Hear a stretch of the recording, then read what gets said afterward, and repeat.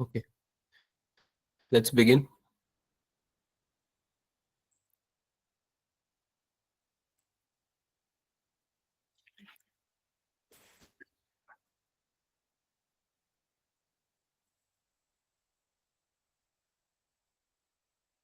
Okay, screen visible है सबको बच्चों? Yes. Yes, sir. Yes, sir. Okay, चलिए भाई कक्षा आरंभ करते हैं।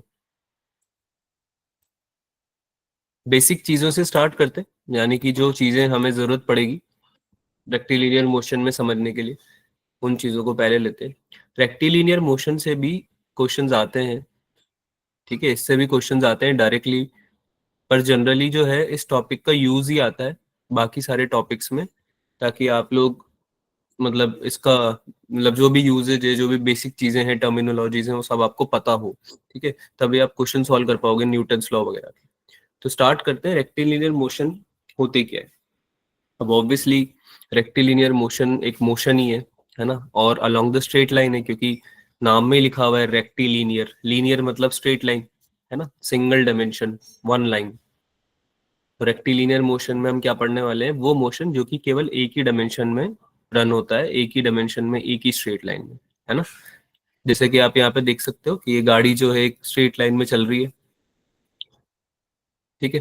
अब इसमें कोई दिमाग नहीं लगाएगा कि सर ये गाड़ी यहाँ पे भी जा सकती है ऐसे, ठीक है, डायमेंशन चेंज कर सकती है। अभी जो स्नैपशॉट हमने लिया है उसके हिसाब से हम आपको इंटरप्रेट करवा रहे हैं, ठीक है, कि भाई कोई गाड़ी है, अगर वो एक लाइन में चल रही है एक डायमेंशन में, then that is called as rectilinear motion, ठीक है। It deals with the kinematics of a particle in one dimension. जब भी कोई पार्टिकल किसी एक डायमेंशन में ऑपरेट करेगा, ठीक है, तो वो रेक्टिलिनियर मोशन इस वाले जोन में, इस वाले टॉपिक में डील किया जाएगा। जब भी वो अपने डायमेंशन स्विच करेगा तो फिर हम आने वाले जो टॉपिक्स पढ़ने वाले हैं, काइनेमेटिक्स में 2D मोशन हम पढ़ेंगे, ठीक है, उसमें उसके फॉर्मूलाज, उसके एग्जांपल्स, उसके जो थ्योरीज हैं उनको हम यूज करके डील करेंगे, ठीक है। तो रेक्टिलिनियर मोशन में ज्यादा कुछ नहीं होता, इसमें बस बेसिक चीजें होती है जो आपने 9th में भी पढ़ी हुई है, 9th 10th में पढ़ी हुई है बेसिकली, ठीक है। चलो भाई, तो कौन कौन से टॉपिक पढ़ेंगे हम, distance, displacement, speed, velocity, acceleration, ये सब चीजें आप ऑलरेडी जानते हो। तो एक ब्रीफ लेंगे सब चीजों का, ताकि आने वाले टॉपिक्स में इनमें से अगर कुछ भी चीज आ जाए तो हमें परेशान नहीं करे। तो सबसे पहले स्टार्ट करते हैं डिस्प्लेसमेंट। क्या होता है भाई displacement? Is it the shortest distance between the initial and final position? कोई भी दो पॉइंट है उनके बीच का शॉर्टेस्ट डिस्टेंस ही डिस्प्लेसमेंट होता है, is that right? Yes, sir. Yes, sir. Yes, sir. Shortest Yes, distance, sir. है ना, यही आपका क्या होता है, डिस्प्लेसमेंट। अच्छा, कोई भी दो पॉइंट के बीच में शॉर्टेस्ट डिस्टेंस क्या हो सकता है, क्या होगा? What is Sir, the? zero. Sir straight line. बेटा जीरो तो मतलब अगर आपको बताया जाएगा तो जीरो होगा ना, अगर आपको कुछ नहीं बताया जा रहा तो आप जीरो नहीं बोल सकते है ना। Sir, हाँ, one. क्या बोल रहे हो बेटा? One. वन? नहीं, मैं बोल रहा हूँ कोई भी दो पॉइंट है, ऑब्वियसली वो पॉइंट कोइंसाइड नहीं कर रहे हैं, तभी मैं उसको स्पेसिफिकली बोल रहा हूँ कि दो पॉइंट है, ठीक है, उनके बीच का डिस्टेंस अगर जीरो हो गया तो फिर वो दोनों पॉइंट कोइंसाइड नहीं कर जाएंगे क्या? सोचने वाली बात है ना ये तो। अगर ए पॉइंट और बी पॉइंट के बीच का डिस्टेंस ही जीरो हो गया तो ये बी पॉइंट जाके ए पॉइंट में मिल जाएगा, ए पॉइंट और बी पॉइंट दोनों कोइंसाइड कर जाएंगे, is that right? Yes, sir. Yes Yes, तो sir. बोल रहा हूँ कि कोई दो पॉइंट है तो मतलब वो दोनों दूर है, उनके बीच में कुछ तो डिस्टेंस है। मैंने पूछा आपसे सवाल क्या था, the shortest distance between any two points is always what, मतलब फिल इन द ब्लैंक्स था। तो आंसर क्या होगा इसका, स्ट्रेट लाइन। क्या बोल रहे हो रूपांजल?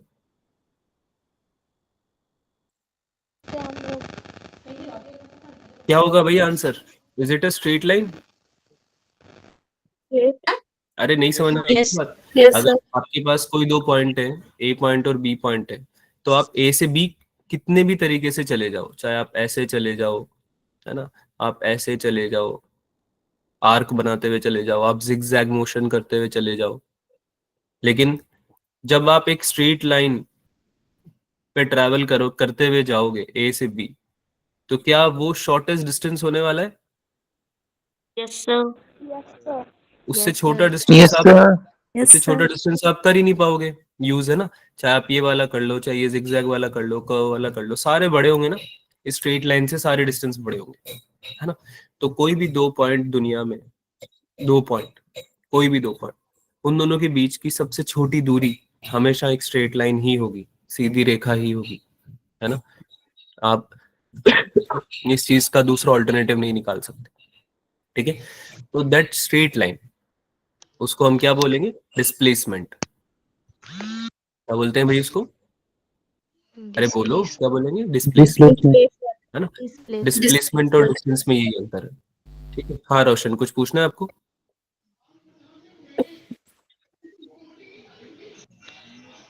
अब मेरा सवाल सुनो, अगर समझ में आता है आपको डिस्प्लेसमेंट क्या होता है। Can displacement always be equal to distance? No, sir. No, Yes, sir. sir. No, sir.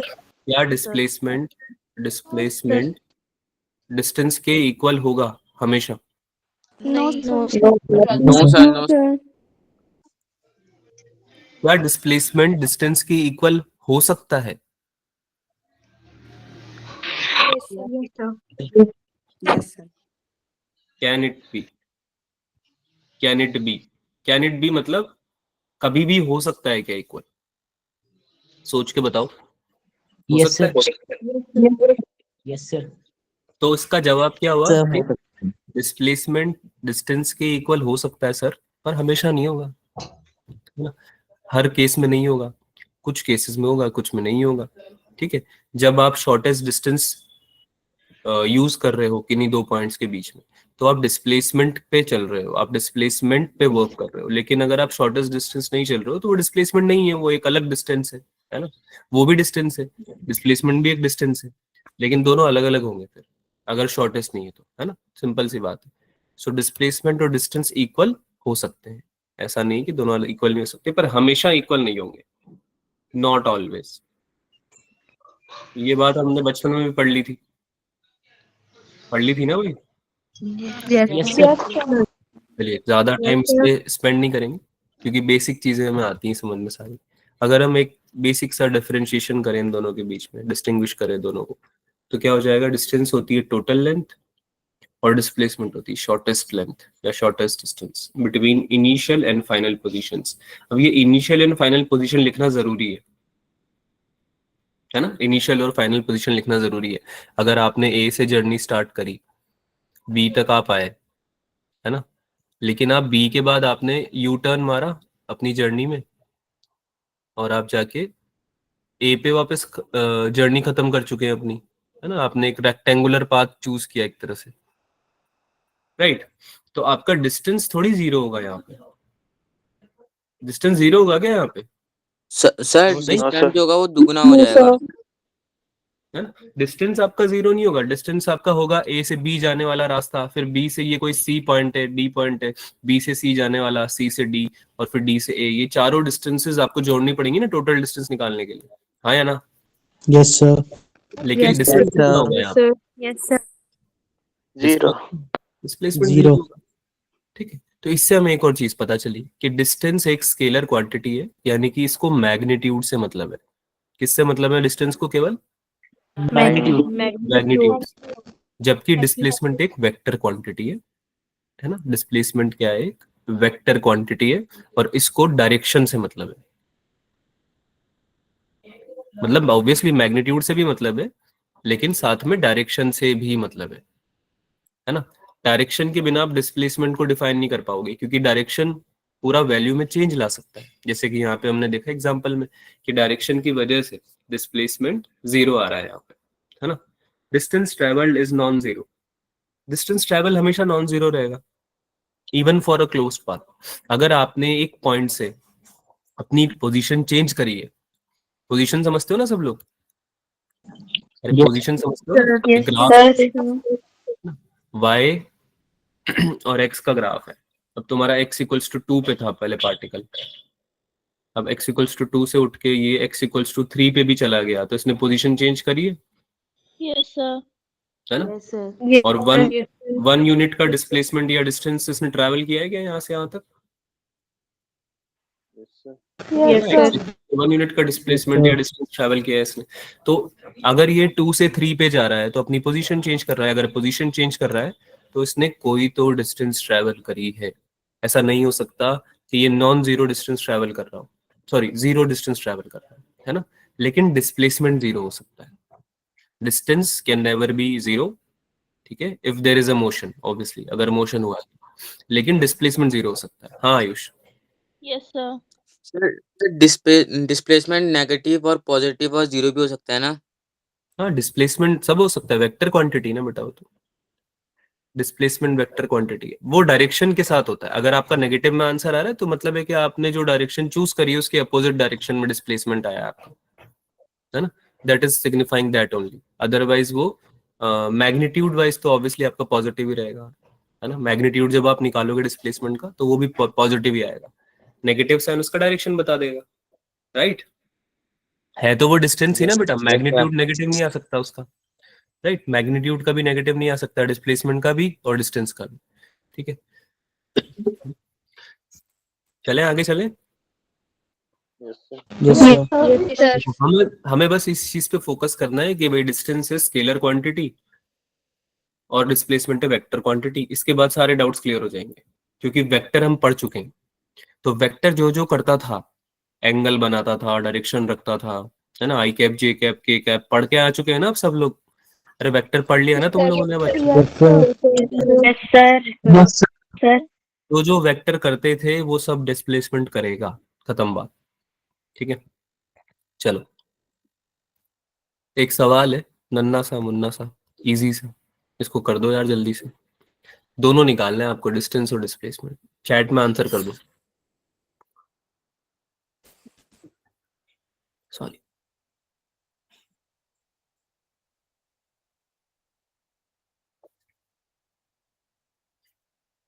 एक मिनट का समय है सबके पास, 1 मिनट का टाइम। सब सॉल्व करेंगे और आंसर करेंगे चैट में।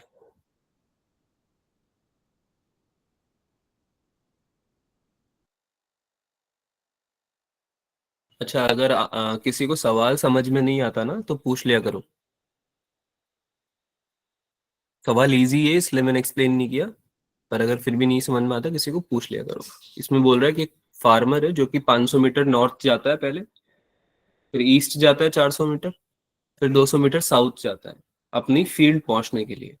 तो उसका डिस्टेंस और डिस्प्लेसमेंट बताना है आपको स्टार्टिंग पॉइंट से, ठीक है? 2 बच्चों ने आंसर भी कर दिया है, बहुत बढ़िया।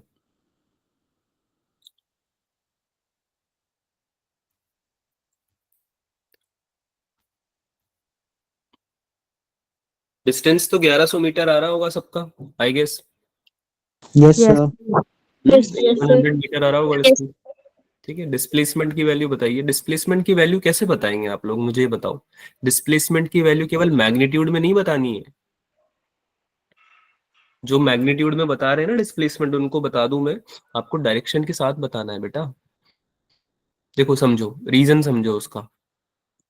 क्या क्वेश्चन में ईस्ट साउथ नॉर्थ ये सब चीजें लिखी हुई हैं, ऐसे वर्ड Yes. है ना? तो Yes, क्वेश्चन sir. तुमसे ये पूछना चाह रहा है ना, क्वेश्चन तुम्हें दे चुका है स्ट्रक्चर। स्ट्रक्चर में क्वेश्चन ने तुम्हें बता दिया कि देखो भाई साहब 4 दिशाएं होती है। एक होता है नॉर्थ, एक होता है साउथ, एक होता है ईस्ट और एक होता है वेस्ट। ये बता चुका है कि क्वेश्चन तुम्हें, है ना? बात कर चुका है ना इस बारे में वो, कि north, Yes, sir. East, south ये सब होता है। तो जब तुम्हारा जो भी आंसर आता है, मान लो तुम्हारा आंसर आया यहाँ पे, ठीक है? यहाँ पे तुम्हारा फाइनल पोजीशन था, ये लेट्स से कि ये तुम्हारा फाइनल पोजीशन था, और ये ओरिजिन तुम्हारा लेट्स से इनिशियल पोजीशन था। तो इस ओरिजिन के रिस्पेक्ट में ये फाइनल पोजीशन या फील्ड की पोजीशन डायरेक्शन के साथ क्या होगी तुम्हें ये बतानी है। क्या ये बात समझ में आई सबको, Yes, sir.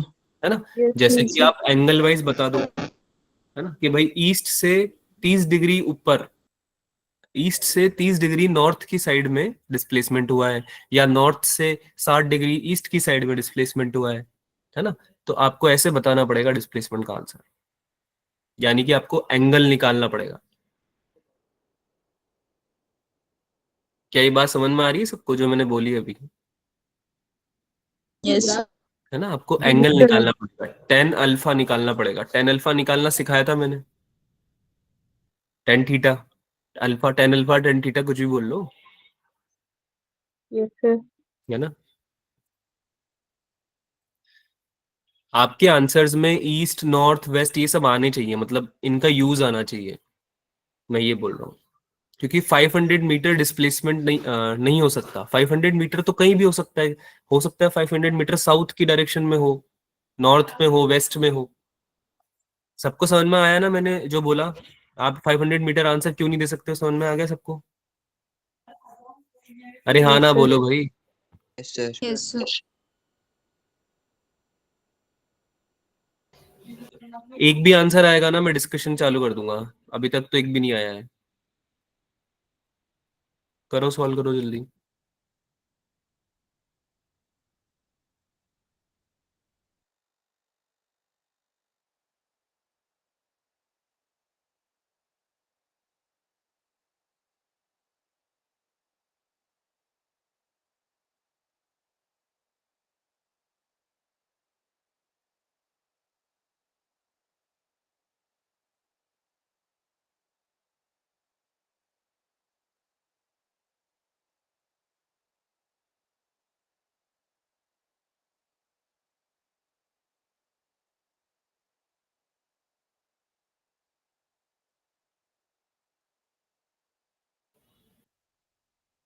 Five 500 meter north east. Solve करें इसको? अब मुझे लग रहा है तुम्हें समझ में आ नहीं रहा थोड़ा कैसे आंसर करना है। कोई Yes, बात sir. नहीं, ठीक है। आपने 500 मैग्नीट्यूड भी निकाला है ना आपने, तो इट्स गुड, इट्स फाइन, ठीक है। बस एक बात याद रखो तुम सब लोग यार, डिस्कस लिख दिया करो। तुम्हारा तुम्हारा खुद का टाइम वेस्ट होता है, समझो बात को। आप लोग क्या है कि अपनी तरफ से बेस्ट आंसर निकाल के दे देते हो, है ना। और मुझे समझ में आ भी रहा है कि तुम्हें आती ही काफी सारी चीजें। लेकिन अगर मान लो मैंने बोल दिया कि ये आंसर नहीं है ना, this is not the answer जो आपने दिया है, तो आप लोग डिस्कस लिख के आगे बढ़ो ना। जब आप डिस्कस लिख दोगे चैट में, तो मुझे समझ में आ जाएगा कि इस क्वेश्चन को डिस्कस करना है, ज्यादा टाइम देना नहीं, इस पे वेस्ट नहीं करना है। क्या ये बात समझ में आ रही है सबको? Yes. Sir. Use the word discuss अगर आपसे आंसर नहीं आता है तो, या आपको लगता है कि आप डिस्कस कर लो सर, ठीक है। चलो सब लोग इधर देखेंगे। सबसे पहले एक बेसिक सा रोड मैप बना लेते हैं, डायग्राम बना लेते हैं, है ना, जो हुआ है, ठीक है, उसका डायग्राम बना लेते हैं। तो सबसे पहले ओरिजिन से स्टार्ट करते हैं। लेट्स से कि हमारा फार्मर जो है, इसने अपनी जर्नी ओरिजिन से स्टार्ट करी यहाँ से, ठीक है। इट गोज 500 मीटर नॉर्थ, यहाँ तक गए ये 500 मीटर नॉर्थ की डायरेक्शन में। ये लेट से ईस्ट डायरेक्शन थी, ये लेट से साउथ डायरेक्शन है, ये वेस्ट है, ठीक है। 500 मीटर नॉर्थ जाने के बाद 400 मीटर ड्यू ईस्ट, ईस्ट की तरफ गए 400 मीटर, ठीक है, ईस्ट डायरेक्शन में चले गए। 200 मीटर साउथ डायरेक्शन में चले गए, यहाँ पे जाके यानी इनने अपनी जर्नी क्या करी है भाई, एंड कर दी है यहाँ पे इस पॉइंट पे, ठीक है। तो ये जो मेरा डिस्टेंस होगा, शॉर्टेस्ट डिस्टेंस, यही मेरा डिस्प्लेसमेंट होगा क्या बच्चों? Yes, Yes, sir. यही Yes. मैं एस लिख देता हूँ, है ना। और टोटल डिस्टेंस अगर मुझे निकालना है तो मुझे पूरी जर्नी को ऐड करना पड़ेगा क्या? Yes, sir. Yes, sir. ये Yes, तो sir. इजी काम हो जाएगा ना। 500 प्लस 400 प्लस 200, इतना डिस्टेंस टोटल ट्रैवल किया है फार्मर ने। कितना आंसर आया ये तो सबसे पहले निकल गया आप लोगों का, 1100 मीटर टोटल डिस्टेंस, है ना। ये वाला तो राइट हो गया, है ना। डिस्प्लेसमेंट निकालना था। डिस्प्लेसमेंट कैसे निकालेंगे? डिस्प्लेसमेंट निकालने के लिए सबसे पहले तो मैं मैग्नीट्यूड निकालूंगा डिस्प्लेसमेंट का, फिर डायरेक्शन निकालूंगा। तो मैग्नीट्यूड कैसे आ जाएगा भाई? ध्यान से देखो, ये वाली जो डिस्टेंस है एस, क्या ये हाइपोटेनस है इस वाले ट्राइंगल का? Yes, sir. Yes, sir. Distance is 400 meter, ये वाला डिस्टेंस 400 मीटर है। और ये डिस्टेंस कितना है परपेंडिकुलर, कितना है इस ट्राइंगल का? 300 है क्या? Yes, sir. है ना। अरे समझ में तो आ रहा है ना कैसे निकाला है? Yes, Yes, sir. sir. Total 500 था तो ये 300 हो गया। तो आपका मैग्नीट्यूड कितना आ जाएगा? मैग्नीट्यूड कितना आ जाएगा, √300 का स्क्वायर प्लस 400 का स्क्वायर, कितना आ गया भाई, 500 आ गया क्या? Yes, sir. Yes. ये तो 500 मीटर आ गया।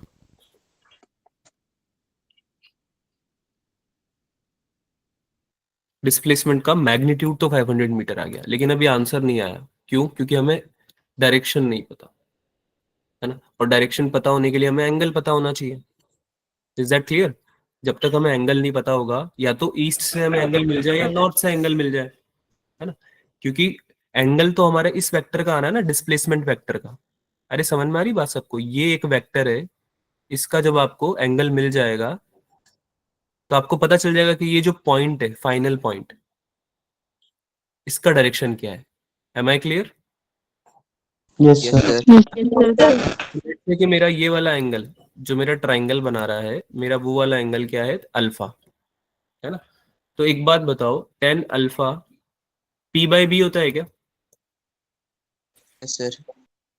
P/B कितना हो जाएगा, 300/400? Yes, sir. This will be 3/4। अरे हाँ ना बोलो Yes, यार। sir. तो अल्फा की वैल्यू कितनी हो जाएगी? पाइथागोरस ट्रायंगल याद है, 3 4 5 वाला? अरे 3 4 5 वाला पाइथागोरस ट्रायंगल याद है? Yes, sir. कितनी कितनी वैल्यू हो जाएगी अल्फा की? 37 डिग्री। कितनी हो जाएगी भाई? 37 degree. 37 डिग्री। भूल गए क्या तुम लोग? ये वाला एंगल 37 डिग्री होता था ना, नहीं याद? बेटा ये पाइथागोरस के जो ट्रायंगल्स है ना, इनको याद रखा करो। ये तो हमने लास्ट टाइम भी डिस्कस किया था, है ना। तो लास्ट टाइम भी डिस्कस किया था कि आपका जो 3 4 5 वाला ट्राइंगल होता है बहुत इंपॉर्टेंट है, इसको याद रखें कृपया करके।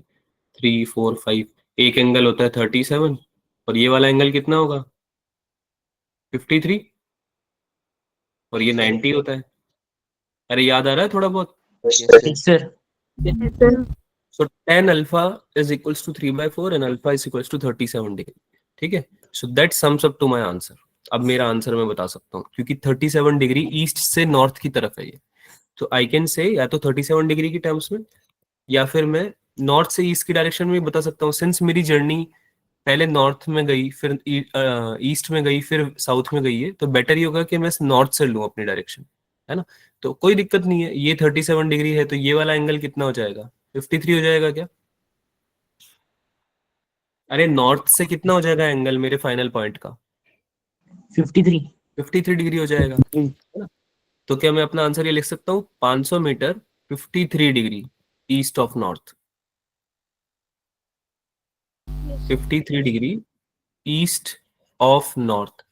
कोई फर्क नहीं पड़ता, कोई भी बच्चा ये नहीं सोचेगा कि सर 53 डिग्री की टर्म्स में क्यों दिया, 37 डिग्री की टर्म्स में क्यों नहीं दिया। आप 37 में दे दो, कोई दिक्कत नहीं है। ऑप्शन में जो भी पूछा जाए बस उसी को याद रखना। ऑप्शन में तो अगर ईस्ट ऑफ नॉर्थ पूछा जाएगा तो फिर 53 डिग्री बोलोगे यार, है ना। और नॉर्थ ऑफ ईस्ट में पूछा जाता तो फिर क्या देते, 37 डिग्री देते। बात समझ में आई दोनों को, दोनों चीजों को? Yes, sir. Yes, Yes, sir. sir. आगे समझ। Yes, sir.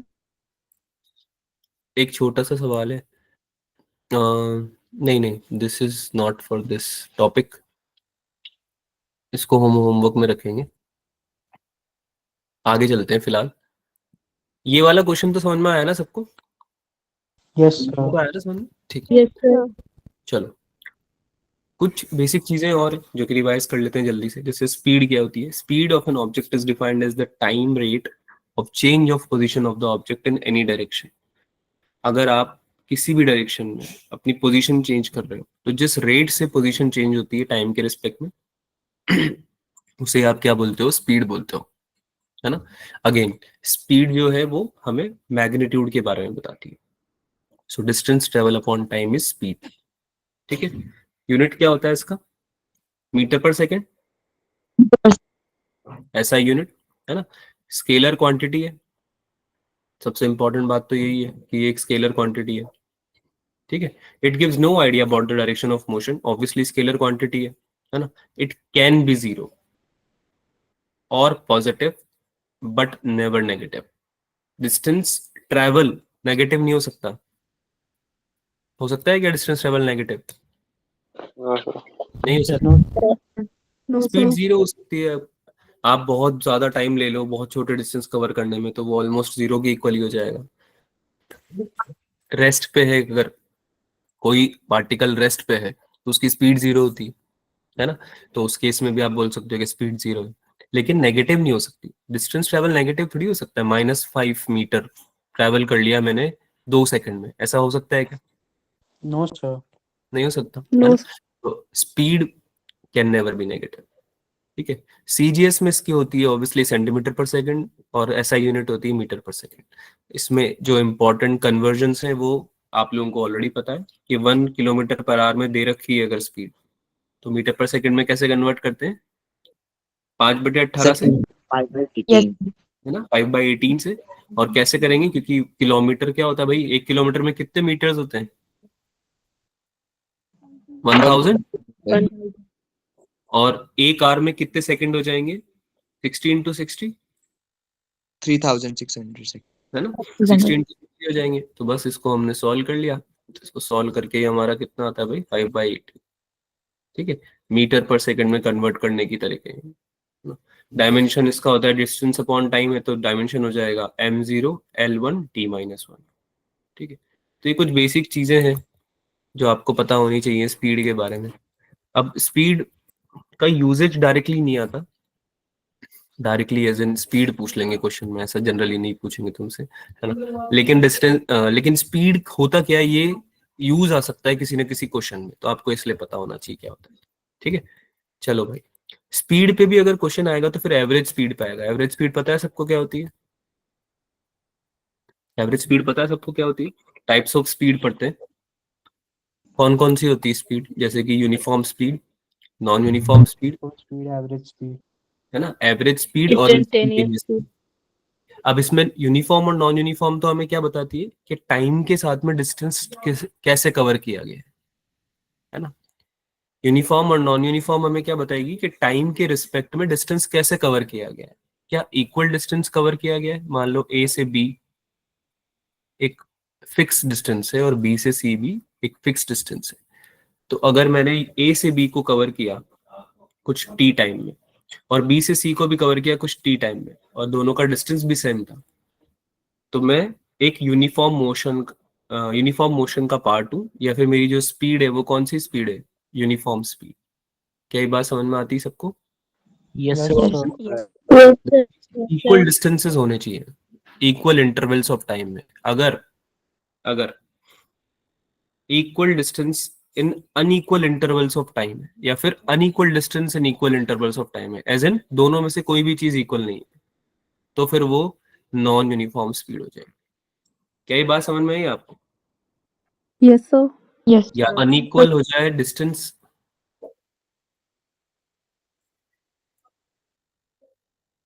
या फिर अनइक्वल हो जाए आपका टाइम। ठीक है, तो आपका नॉन यूनिफॉर्म स्पीड हो जाएगा। जो स्पीड होगी आपकी जिससे आप ट्रैवल कर रहे होंगे वो एक नॉन यूनिफॉर्म स्पीड होगी। ठीक है, for example suppose a train travels 1000 meter in 60 seconds, next 1000 meter in 120 seconds, and next 1000 meter in 50 seconds. Then the train is moving with variable speed, change speed से move कर रही है वो। ठीक है, अब अगर अलग अलग स्पीड अलग अलग टाइम में भी मूव करता है तो भी फिर आप नॉन यूनिफॉर्म या यूनिफॉर्म स्पीड का कॉन्सेप्ट नहीं जानोगे, मतलब नहीं डिस्कस करोगे। ठीक है, फिर हम एवरेज स्पीड जैसे कॉन्सेप्ट को डिस्कस करते हैं। When an object is moving up with variable speed, then average speed of the object is that constant speed with which the object covers the same distance in given time. ठीक है, as it does while the moving with variable speed during given time, as in अगर आपका object अलग अलग distance को अलग अलग time में ट्रैवल करता है ना, लेट्स से कि ये x1 डिस्टेंस था, ये x2 डिस्टेंस था, आपके पार्टिकल ने x1 कवर किया पहले तो t1 टाइम में, फिर x2 कवर किया t2 टाइम में, और ऐसे ही चलता गया, ये सिलसिला चलता गया। लेकिन आपसे किसी ने पूछ लिया कि कितनी स्पीड से चल रही है आपकी गाड़ी, है ना, आपने अपनी बाइक अलग अलग डिस्टेंस ट्रेवल करी और अलग अलग टाइम में करी, लेकिन किसी ने पूछ लिया आपसे कि आपकी स्पीड क्या है, तो आप उसको हर बार का थोड़ी ना बताने बैठोगे। तो आप फिर कौन सा कॉन्सेप्ट यूज करोगे? एवरेज स्पीड का, है ना। टोटल डिस्टेंसेस निकालोगे सारी जो जो आपने कवर करी है और डिवाइड कर दोगे टोटल टाइम से, जितना जितना आपको टाइम लगा है उसको ऐड करके आप क्या कर दोगे? डिवाइड कर दोगे। तो आपका जो स्पीड आएगा उसे क्या बोलेंगे हम? Average speed. ये जो टॉपिक है एवरेज स्पीड वाला, इस पे क्वेश्चन बनते हैं। ठीक है, इस पे क्वेश्चन पूछ सकता है आपसे examiner. Total distance upon total time, बस इतना सा फंडा है। टोटल वर्ड याद रहेगा तो एवरेज हमेशा निकल जाएगा। छोटा सा सवाल है, दिमाग लगाना पड़ेगा थोड़ा सा, है ना, लेकिन हो जाएगा क्योंकि तुमने बचपन में भी करे हुए हैं ऐसे सवाल। जो ABCD 4 ऑप्शन दिए हुए हैं, बताइए आंसर बताइए। एवरेज स्पीड निकालना है। हिंट दे रहा हूं, डायग्राम बनाओ, जल्दी सॉल्व हो जाएगा।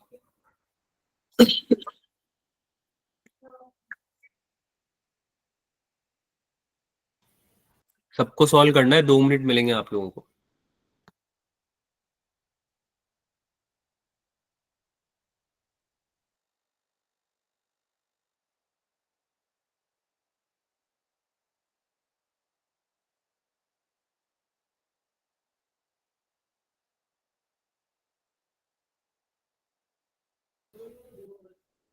ऑप्शन बी आ रहा है।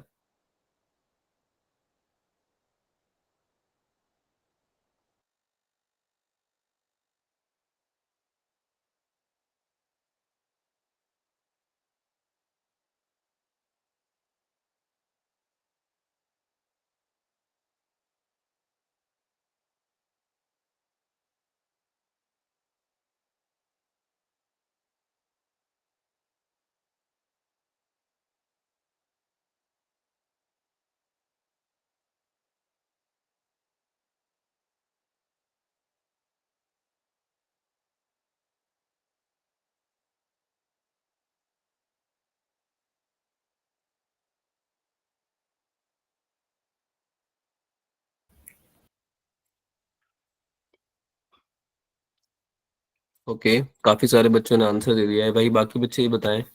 अगर नहीं आ रहा है तो अगेन एज आई सेड आप लोग डिस्कस लिख सकते हैं। ठीक है,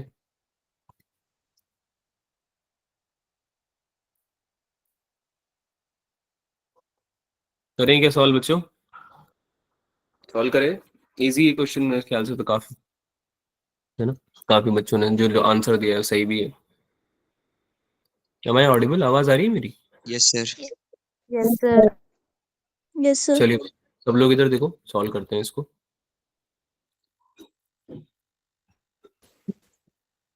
क्वेश्चन बोल रहा है एक पार्टिकल है which moves 2/5 of the distance with speed v1, यानी कि लेट्स से कि आपका डिस्टेंस टोटल s था। ठीक है, तो इसने 2/5 distance, 2/5 of s, 2/5 of s इसने ट्रैवल किया विद अ स्पीड v1, यानी कि इसकी स्पीड कुछ और थी जब ये a से b गया तो, और b से c जाने में जो कि कितना डिस्टेंस है 3/5, इतना ही बचा ना भाई बाकी वाला, है ना। Yes, sir. ट्रैवल करने में इसको v2 वेलोसिटी मतलब v2 स्पीड लगी। ठीक है, तुमसे पूछ रहा है एवरेज स्पीड बताओ। एवरेज स्पीड सबको पता है क्या होती है? Total distance upon total time, हाँ या ना, है ना। Yes, sir. टोटल डिस्टेंस तो Yes, कितना हो sir. जाएगा? एवरेज स्पीड अगर हम निकालना चाहते हैं इस क्वेश्चन में, तो टोटल डिस्टेंस तो कितना हो जाएगा? ऐसे ही हो जाएगा क्या ऊपर? टोटल डिस्टेंस तो यही हो जाएगा Yes, ना। sir. ठीक है, और टोटल टाइम हमें निकालना है, तो लेट्स से कि फर्स्ट वाले 2/5 s को कवर करने में लगा होगा t1 टाइम और दूसरे वाले को लगा होगा t2 टाइम। तो t1 की वैल्यू निकालना अगर मैं चाहूँ तो ये कितना हो जाएगा भाई? डिस्टेंस अपॉन टाइम, स्पीड होता है तो टाइम कितना हो जाएगा? Distance upon speed. अरे हाँ या ना, तो Yes, sir. Yes, sir.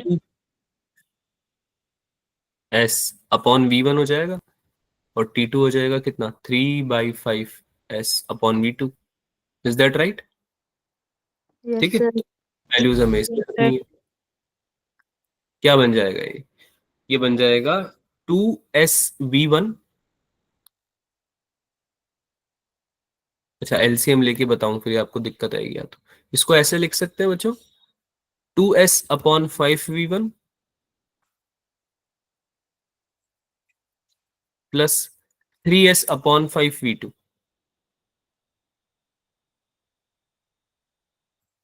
बताओ देख के सही है क्या?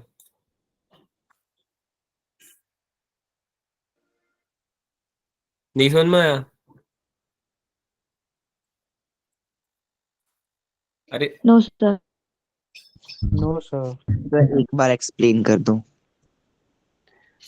स्टार्ट से करते हैं, मतलब बिल्कुल बेसिक से करते हैं, कोई दिक्कत नहीं। टोटल डिस्टेंस तो ऐसा होगा, टोटल टाइम की जगह डायरेक्टली फॉर्मूला लगा देते हैं, जो हमने लिखा है उसको लिख देते हैं, 2S/5V1 प्लस 3S/5V2। T1 और T2 की वैल्यू रखी है मैंने, और कुछ नहीं किया। अभी आ रहा है समझ में? ये T2 है Yes, और sir. ऊपर S था। Yes, sir. अभी ठीक है बच्चों?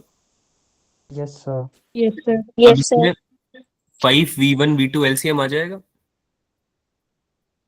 Yes, sir.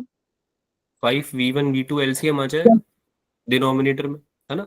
और ये एलसीएम लेके ऊपर भेज दूं मैं इसको न्यूमरेटर में। भाई नीचे जो बचेगा एलसीएम के बाद वो ऊपर जा सकता है ना, एस से मल्टीप्लाई हो सकता है। Yes, sir. Yes, ठीक है, sir. तो डायरेक्ट लिख रहा हूं मैं इसको। ठीक है, अब डायरेक्ट लिख रहा हूं मैं इसको यहाँ पे रब करके, मैं दिखा दिया है मैंने। अच्छा, जब एलसीएम आएगा 5V1V2 तो इधर क्या क्या बचेगा? 5V1V2, तो V2 बचा डिवीजन पे, तो 2S के साथ में क्या मल्टीप्लाई होगा? V2। अरे हाँ या ना? Yes Yes, sir. sir. Yes, sir. 5V1V2 divide करोगे ना इसको 5V1 से, तो क्या बचेगा? ये तो कैंसिल हो जाएगा, V2 ही तो बचेगा, तो V2 मल्टीप्लाई हो जाएगा 2S से, है ना? तो 2SV2 बन गया। सेम तरीके से इधर क्या बन गया? 3SV1। ये समझ में आया सबको? ये Yes, समझ में sir. आया सबको, है ना? और ऊपर Yes, S तो sir. था इसी, तो ये 5V1V2 को बस ऊपर जाके मल्टीप्लाई करना है। ठीक है, तो क्या बन जाएगा भाई?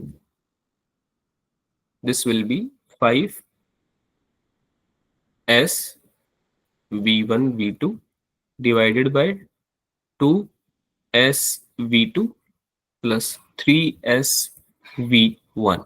ये समझ में आया? Yes sir. Yes, sir.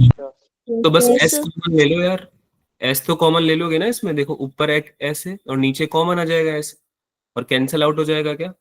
Yes sir. Yes, ठीक sir. Yes. Yes, sir. तो क्या बचेगा? बी ऑप्शन ही तो बचेगा, 5V1V2 divided by 2V2 plus 3V1। आया बी ऑप्शन?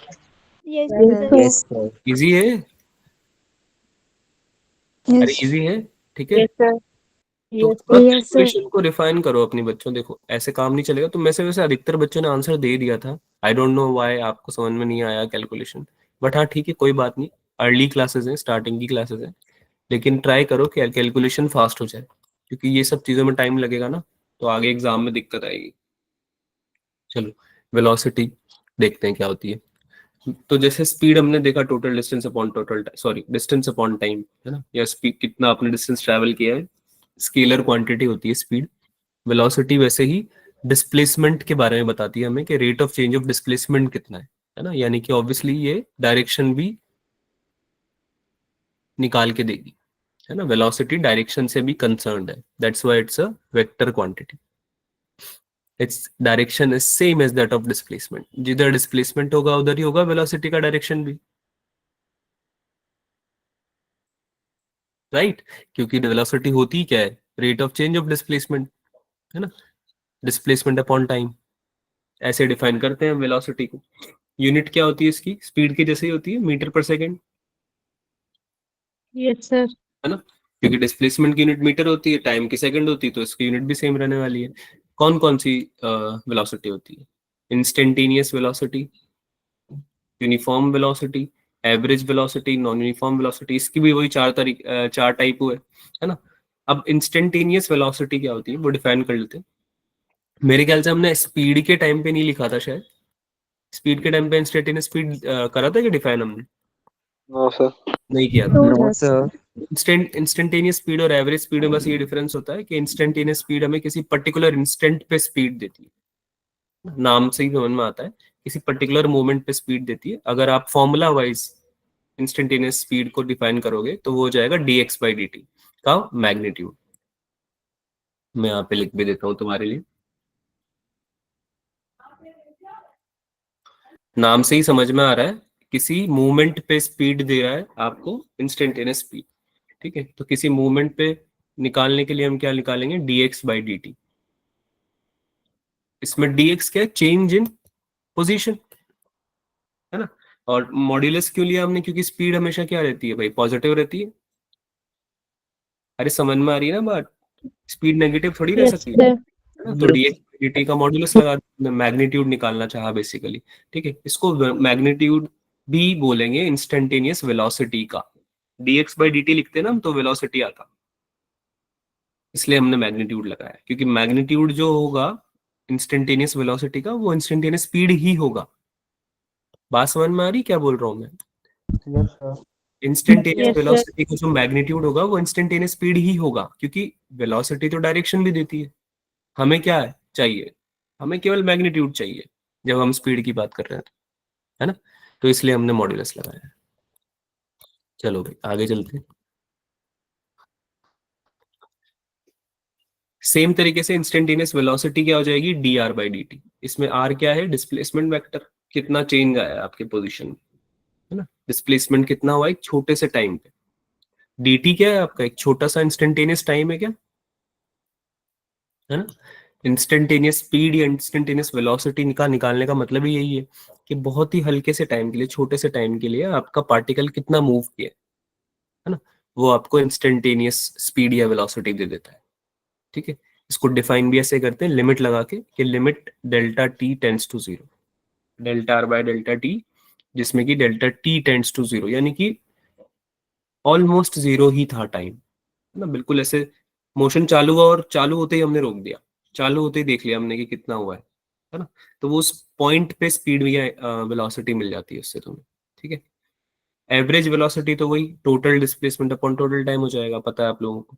और यूनिफॉर्म और नॉन यूनिफॉर्म क्या हो जाएगा भाई, if the velocity, if the magnitude as well as direction of velocity remains same, then this is possible only when the particle moves in the same straight line preserving its direction, और इस particular velocity को हम बोलते हैं uniform velocity, ठीक है। जब magnitude और डायरेक्शन सेम रहे थ्रू आउट। नॉन यूनिफॉर्म में अपोजिट हो जाएगा, या तो मैग्नीट्यूड अलग हो गया है या फिर डायरेक्शन अलग हो गया, ठीक है। एक्सेलरेशन पे आते हैं। अच्छा, इंस्टेंटेनियस वेलोसिटी का फॉर्मूला क्या हो जाएगा, dx बाई dt बोल सकते हो क्या।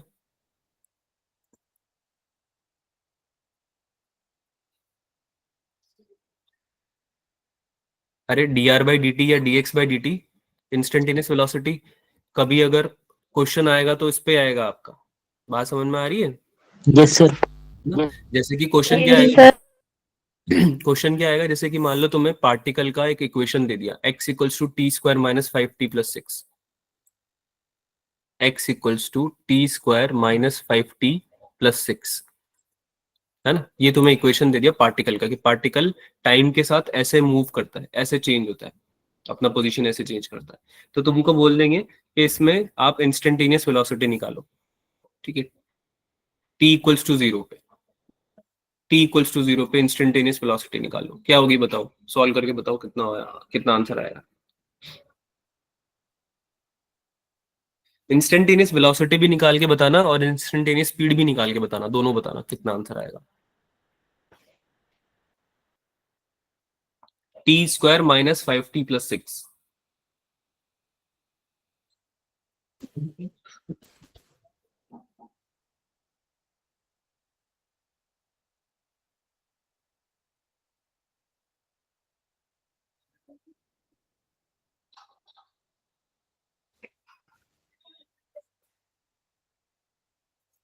कितना आंसर आया बेटा?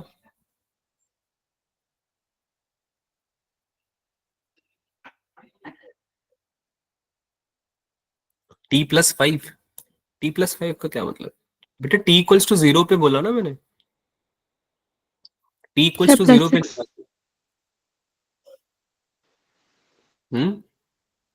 +6 +6। X is equal to +6. Speed निकालनी थी आपको। स्पीड कैसे निकालते हैं इंस्टेंटेनियस, अभी बताया मैंने आपको, स्पीड और वेलोसिटी दोनों। चलो मैं बताता हूँ, जरा देखो। अगर ये इक्वेशन है आपके पार्टिकल की, टाइम के रिस्पेक्ट में पोजीशन ऐसे चेंज हो रही है, तो इसमें आप इंस्टेंटेनियस वेलोसिटी कैसे निकाल सकते हो? dx/dt से। अरे अभी भी डिस्कस किया ना हम लोगों ने।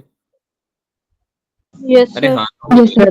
Yes, sir. Instantaneous Yes, velocity dx/dt से। तो dx/dt यानी इसका डिफरेंशिएशन कर दोगे x का t के रिस्पेक्ट में। बताओ कितना आंसर आ रहा है?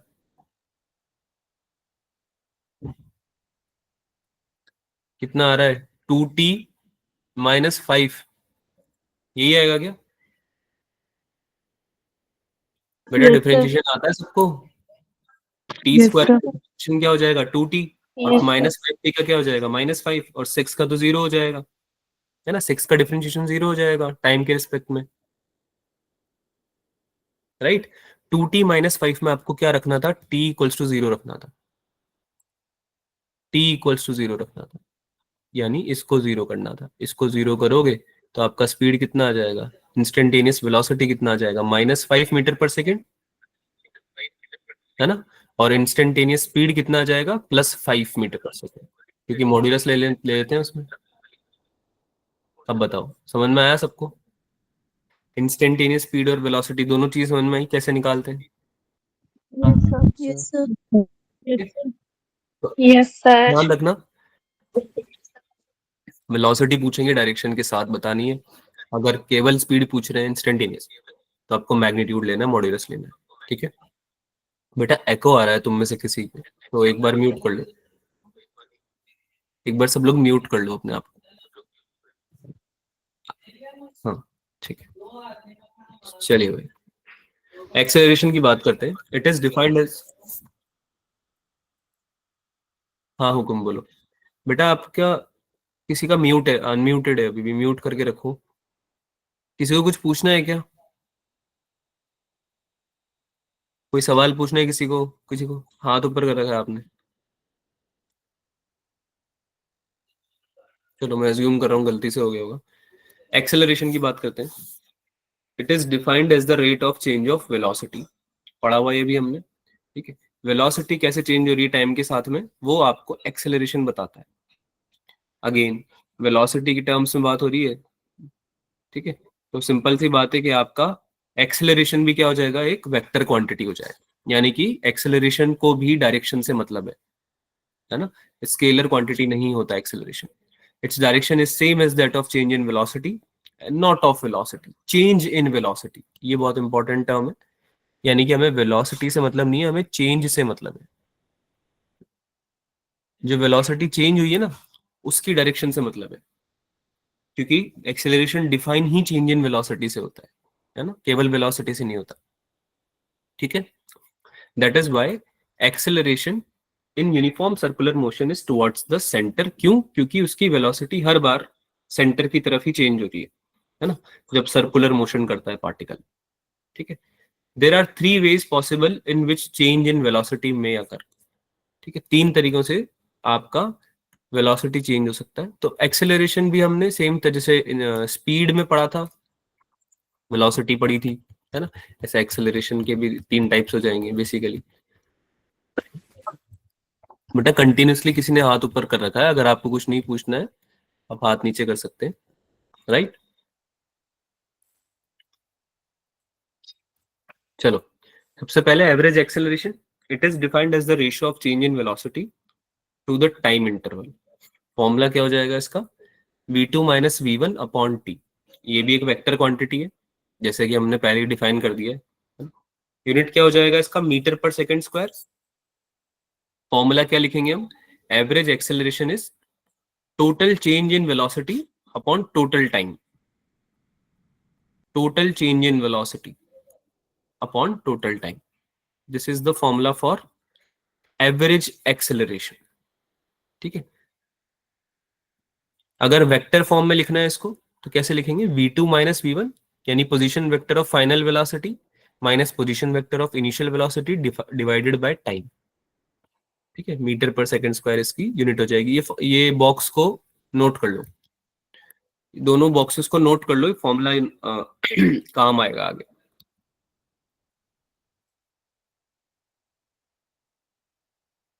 ठीक है, v1 आपका इनिशियल वेलोसिटी है, जैसे कि यहाँ पे आप देख भी सकते हो, इनिशियल है, और ये फाइनल है.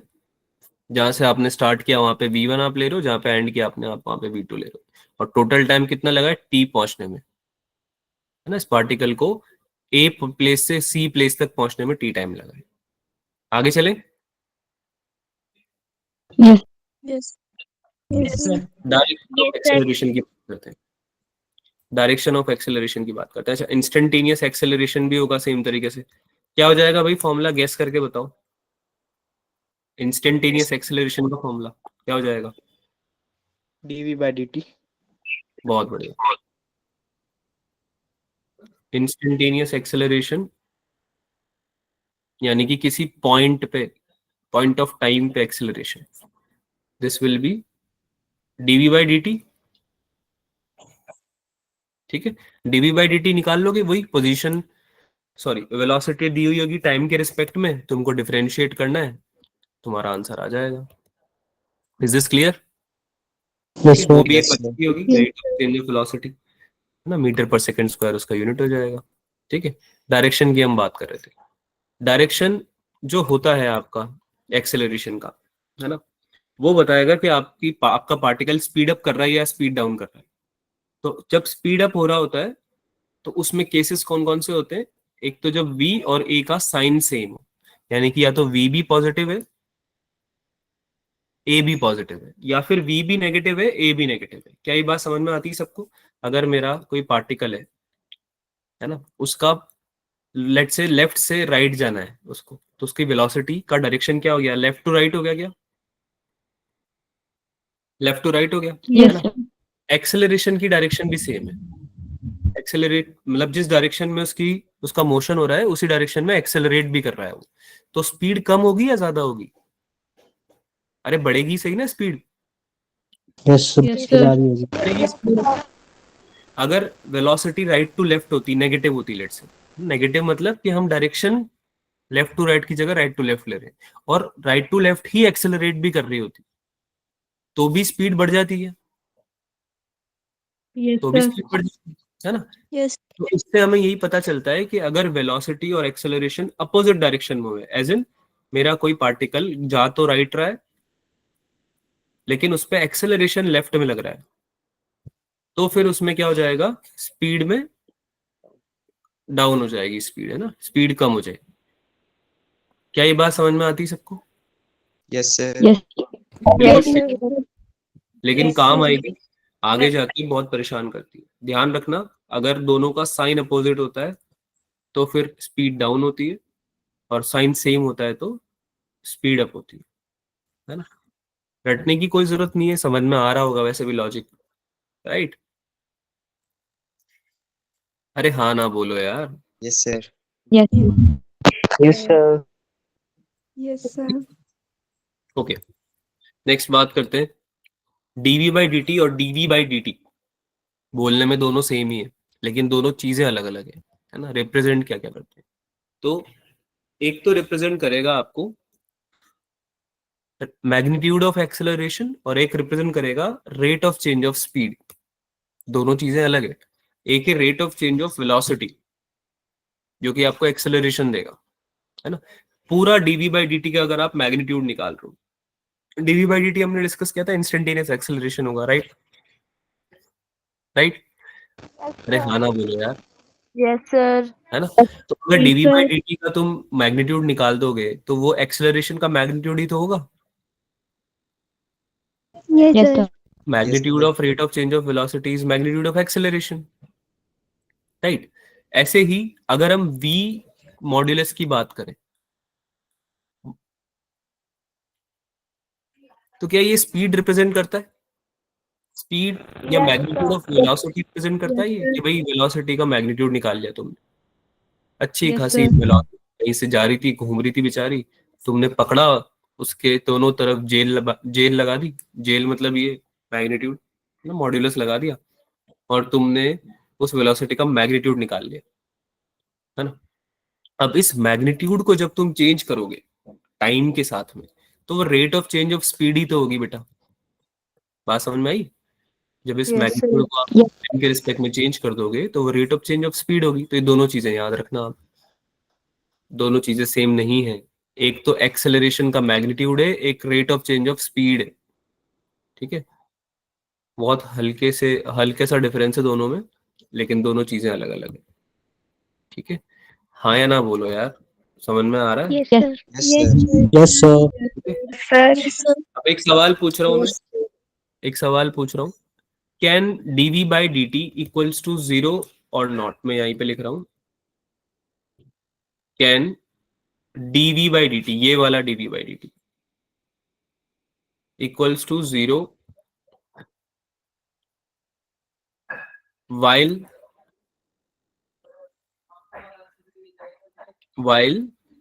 dv by dt is not equals to 0। Question साथ में पढ़ना दोनों, यानी कि आपका dv बाई dt का मैग्नीट्यूड 0 नहीं है, तब क्या d magnitude of v by dt 0 हो सकता है क्या? यस या नो, आपको बताना है यस या नो। लास्ट क्वेश्चन है ये क्लास का, इसको करे बिना नहीं जाएंगे लेकिन।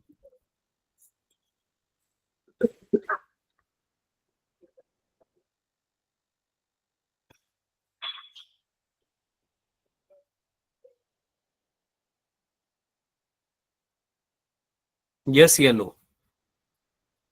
0 हो सकता है क्या? Yes, D sir. By D T का मैग्नीट्यूड 0 नहीं Yes, है, sir. मैग्नीट्यूड ऑफ एक्सेलरेशन 0 नहीं है